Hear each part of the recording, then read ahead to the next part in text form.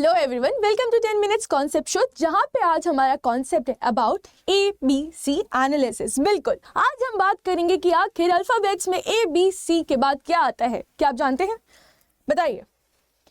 अगर आपने नर्सरी ध्यान से पढ़ी होगी तो हमको पता है कि ABC की एनालिसिस करेंगे कि आखिर ABC के बाद कौन सा अल्फाबेट आता है। क्या वो D है कि E है? बताइए। तो चलिए, जोक्स अपार्ट, ये क्लास हम नहीं कर रहे हैं जहाँ पे मैं आपको ABCD पढ़ाने वाली हूँ। This is about our costing, जहाँ पे आज हम बात करेंगे कि एक जो बिजनेस होता है वहाँ पे ट्रेडिशनली पहले वो लोग वर्किंग कैसे करते थे, आखिर आज वो वर्किंग अपनी कैसे करते हैं। बिकॉज पहले कोई भी जो ऑर्गेनाइजेशन थे इतने बड़े नहीं थे, वो लोग एक प्रोडक्ट बनाते थे और उसी में ना खुश रह जाते थे। बट आज के टाइम पे क्या हो गया है, मल्टीपल प्रोडक्शन एक ही जगह पे होने लग गई है। वहाँ पे एक बार निडल भी बन रही है तो एक ही सेम टाइम पे वो लोग कार भी बना रहे हैं। तो आप देख रहे हैं एक निडल में कितना एक्सपेंसेस डालना चाहिए और एक जो कार की मैन्युफैक्चरिंग है उसमें कितना एक्सपेंसेस डालना चाहिए। बाइफरगेशंस बहुत ज़रूरी है, जिसके कारण हमें ये पढ़ना पड़ता है कि उसकी कॉस्टिंग सही से हो रही है कि नहीं। बिकॉज हो सकता है कि एक जो उनका लैंड एरिया है तो एक पार्ट में निडल तो बन रही है और दूसरे पार्ट में कार तो मैन्युफैक्चर हो रही है, बट जो बीच के मेन कॉमन डिपार्टमेंट्स है जैसे क्वालिटी कंट्रोल वाले, वो दोनों जगह पे जाके कुछ ना कुछ अपना कंट्रीब्यूशन दे रहे हैं। तो ऐसा तो नहीं ना कि जो कार का कंट्रीब्यूशन है, जो कार में वो लोग अपना ध्यान लगा रहे हैं क्वालिटी चेक करने में, वो सेम वो अपना नीडल में भी लगाया होगा। तो ऐसा कंपैरिजन और ऐसा कॉस्ट एलोकेशन जो हम करेंगे उसे कहा जाता है ABC एनालिसिस। डोंट वरी, मैं आप लोग को नर्सरी से पढ़ाने नहीं वाली हूँ कि आखिर ABC के बाद क्या आता है। ये है हमारा एक कॉस्टिंग का बहुत इंपॉर्टेंट टॉपिक। बिकॉज अगर आप ना कोई भी कंपटीशन में जाएंगे, कैसे भी कॉम्पिटिशन्स में आप कॉम्पिटिटिव एग्जाम देने जाने वाले हैं, और अगर आपने वहाँ पे कॉस्टिंग आपके सब्जेक्ट में है तो आपको ये वाला टॉपिक पढ़ना ही पड़ेगा। और इवन केवल पढ़ने के लिए नहीं, अगर आप अपने फ्यूचर में जाके कोई बिजनेस भी सेट करना चाहते हैं तो ये जो हम टॉपिक पढ़ने वाले हैं ये बहुत हेल्पफुल होने वाला है। तो चलिए हम बात करते हैं कि पहले लोग क्या करते थे। पहले क्या होता था, इतने बड़े बड़े ऑर्गेनाइजेशंस नहीं होते थे, तो हर कोई क्या करता था कि बस मटेरियल लाया, उसमें थोड़ा प्रोसेसिंग करवा दिया, लेबर लगवा दिया, प्रोसेसिंग करवा दिया, उसकी मैन्युफैक्चरिंग हो गई। जितना भी उस पर कॉस्ट लगा अदर एक्सपेंसेस वाला, वो लगा के उसका डायरेक्टली वो लोग निकाल देते थे कि इतना हमको कॉस्ट लगा है, जिस पर डायरेक्टली वो प्रॉफिट ऐड करते थे और उसको मार्केट के सेलिंग प्राइस में बेच देते थे। ये हम सबको पता है, ऐसा हुआ जाता था। और यहाँ पे हम कई टाइप के मेथड्स पढ़ते हैं, ठीक है, जैसे मार्जिनल, स्टैंडर्ड, उसके बाद फिर हमारा एब्जॉर्प्शन। ये जो हम कॉस्टिंग पढ़ते हैं सब ये हम ट्रेडिशनल वे में पढ़ते हैं। बट अब क्या है कि जो हमारे ऑर्गेनाइजेशन है वो बहुत बड़े हो चुके हैं, बहुत बड़े बड़े लेवल में वर्क करने लग गए।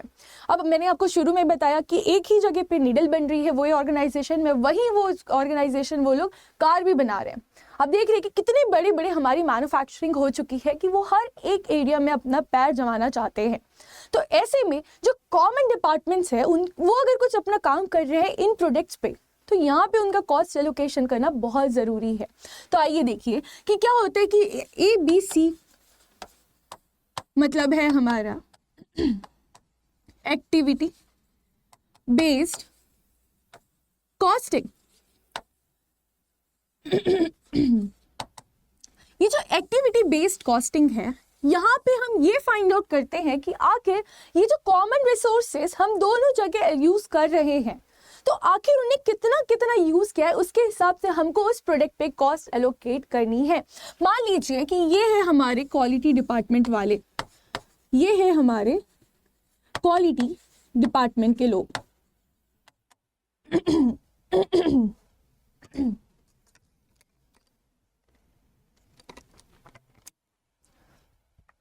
ये है हमारे क्वालिटी डिपार्टमेंट के लोग, जो बहुत सारी डिपार्टमेंट्स में जो भी प्रोडक्शन हो रहा है वो उस ऑर्गेनाइजेशन, वो बिजनेस के अंदर वो हर कोई यहाँ पे लाता है और इनके पास अपनी चेकिंग करवा देता है कि देखिए कि हमने ये जो प्रोडक्ट बनाया है, चाहे वो A हो, चाहे वो B हो, चाहे C या D, तो ये जो प्रोडक्ट की क्वालिटी है तो ये क्या एज पर स्टैंडर्ड हमने मैन्युफैक्चर किया है कि नहीं। ये फाइंड आउट करना पड़ता है किसको, क्वालिटी डिपार्टमेंट को, कि जो मार्केट में हमने बोला है, जो मार्केट में लोग प्रेफर करते हैं, तो क्या उसके हिसाब से ही हमने यहाँ बनाया है।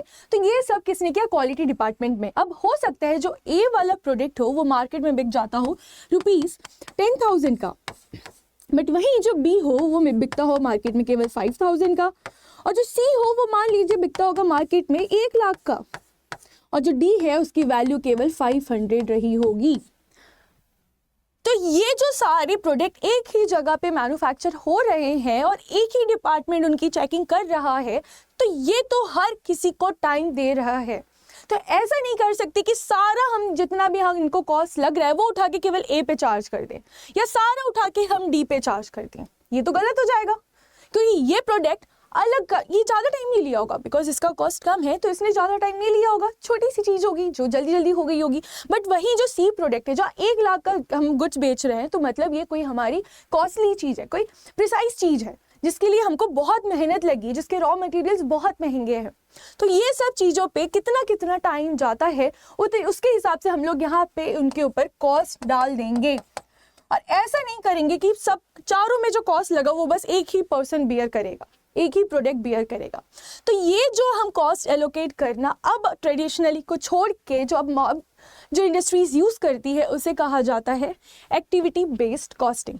तो चलिए इसी के साथ फिर हम लोग अब आगे बात करते हैं इसके मीनिंग की। The products and services provided by a company to its customers involves various such activities which are not exclusively related to one product or service। अब ये बात आपके प्रोडक्ट की भी होगी और यही बात आपके जो सर्विसेज है उनकी भी होगी। तो चलिए, तो अभी हमने देखा कि ये जो हमारा सर्विस खो रहा है एक्टिविटी बेस्ड कॉस्टिंग में, यहाँ पे हम केवल प्रोडक्ट्स ही नहीं, हम यहाँ पे सर्विसेज भी बनाते हैं। तो हर जो वो प्रोडक्ट और वो हर जो एक सर्विस प्रोवाइड कर रहे हैं, अब उसमें न्यूमरस चीज़ें हो सकती है अलग अलग। तो हर किसी पे कितना हमने कॉस्ट अपना एलोकेट किया है वो फाइंड आउट करने के लिए हम मेथड यूज़ करते हैं ये वाला, जो कि है cost per unit of activity. जो भी हम अपनी एक्टिविटी दे रहे हैं उसका एक यूनिट का कॉस्ट कितना है उसे कैलकुलेट किया जाता है total cost of activity pool divided by total units of activity. यहाँ पे हमको पता चल जाएगा कि ये जो हमारे प्रोडक्ट है या जो सर्विसेज है, अगर हम एक ही जगह से दे रहे हैं, एक ही डिपार्टमेंट हमको दे रहा है, तो उन पे कैसे कैसे उनकी कॉस्टिंग करी जाएगी, जिसके लिए हम लोग को बहुत सारी अलग अलग यूनिट्स भी मिल जाते हैं ताकि हम लोग ये चीज़ों को फाइंड आउट कर सकें। तो यहाँ पे हमने बात कर लिया अबाउट एक्टिविटी बेस्ड कॉस्टिंग की। तो चलिए अब देख लेते हैं जल्दी से कि क्या क्या बेनिफिट्स होते हैं अबाउट ABC के। चलिए, सबसे पहला हमारा बेनिफिट है कि एक्यूरेट प्रोडक्ट कॉस्टिंग। इसके कारण आप देख रहे हैं कि अगर सेम एरिया पे निडल भी बन रही है और कार की भी मैन्युफैक्चरिंग हो रही है, तो इससे क्या होगा कि जो हमारा कार पे जितना हमको क्वालिटी कंट्रोल वाले ने अपना टाइम दिया है वो उस पर ऐड हो जाएगा, ना कि वो इक्वली एलोकेट होगा निडल पे भी। तो अब जो निडल हमें एक की मिलती है, अगर ऐसा होने लग गया, इक्वली एलोकेट होने लग गया, तो ये निडल तो हमें कितने लाखों की मिलेगी वो हम भी नहीं जान पाएंगे। तो इसलिए यहाँ पे सही प्रोडक्ट की कॉस्ट निकालने के लिए हम यूज करते हैं ABC का, ठीक है। जो इसका फर्स्ट हमारा बेनिफिट है कि एक्यूरेट प्रोडक्ट कॉस्टिंग। इसी के साथ सेकंड आता है identification of non value added activities. अब हो सकता है कि बहुत सारी ऐसी भी एक्टिविटीज होती है जो हम पे नहीं लगी है, ठीक है। अगर वहाँ पे हम बात करते हैं जैसे अभी निडल और एक जगह कार, तो कार के जो टायर है, ठीक है, उनका जो पंचिंग बैग है वो सब हम निडल में तो नहीं लगाते हैं, वो सबका एक अलग उनका उसका क्वालिटी चेक होगा कि क्या वो लोग एक्शन कर पाते हैं कि नहीं, जब एक्सीडेंट हो रहा है तो वो एयरबैग खुल पा रहे हैं कि नहीं, ये सब टेस्टिंग उनकी होगी। बट ये सब निडल की तो नहीं होगी। तो ये निडल के लिए ये सारी एक्टिविटीज़ कैसी होगी, नॉन वैल्यू एडेड एक्टिविटीज़ है, तो उनका चीज़ हम इस पर ऐड नहीं करेंगे। चलिए आगे पढ़ते हैं। Improved allocation of indirect cost. Next उसके बाद आता है कि इनहैंस डिसीजन मेकिंग। इसके कारण हमारे जो मैनेजमेंट है वो आसानी से भी डिसीजंस ले सकते हैं। फिर बेटर रिसोर्सेज यूटिलाइजेशन। इससे क्या होगा कि जो भी रिसोर्सेज हमें यहाँ लग रहे हैं उसका हम 100% यूटिलाइज करेंगे विदाउट वेस्टेज, बिकॉज जो हमारे रिसोर्सेज है ये बहुत लिमिटेड है। इसलिए यहाँ पे हमें यूज़ जो करना है वो 100% उसे यूज़ करना है। तो यहाँ पे हमने आज बात कर लिया अपना एक और 10 मिनट शो जो कि था बेस्ड ऑन हमारे activity based costing. I hope आपने ये सेशन एंजॉय किया होगा, और अगर आपको ऐसे और कोई ऐसे डाउट्स है कि हमको ये कॉन्सेप्ट पे चाहिए 10 मिनट शो, तो आप प्लीज़ कॉमेंट्स में मुझे ज़रूर बताइएगा। Thank you for watching.